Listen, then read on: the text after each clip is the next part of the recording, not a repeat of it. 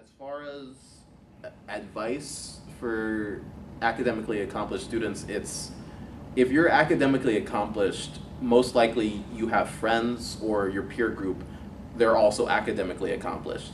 So you've probably been either competitive or with competitive people your entire educational career.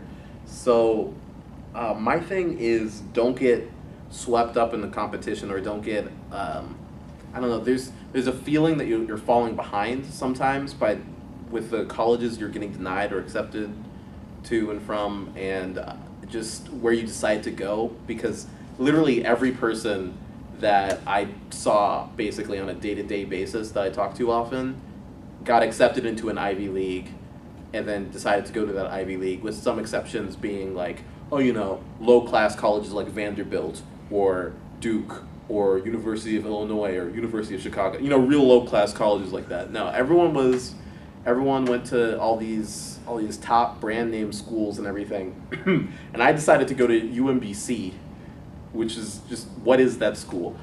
I've never heard of that school. That's what most people say. Like, I got into Georgia Tech and I got into UGA, where the other part that didn't go to the Ivy Leagues, the other part of my high school, they all went to Georgia Tech, UGA, and Georgia State.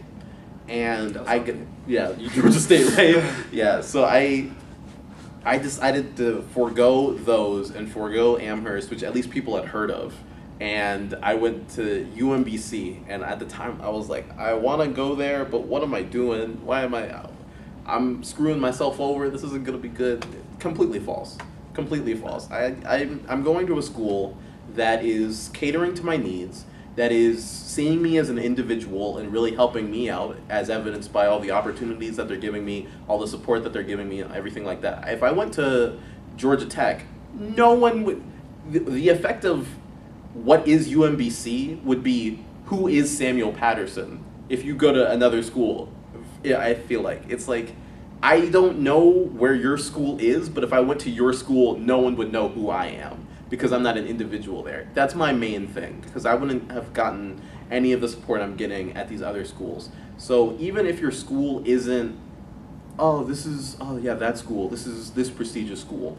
If it's the school for you, it's the school for you, regardless of where your friends are going. So don't worry about prestige, name, anything like that, because it really doesn't matter. It just really doesn't.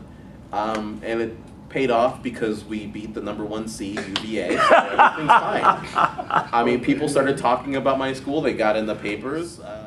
Okay, so UMBC made opportunities available, made them on my radar. They put them on my radar so I knew about them. And then I could apply to them and then get help as I'm applying. And then once I get in, I also get help there.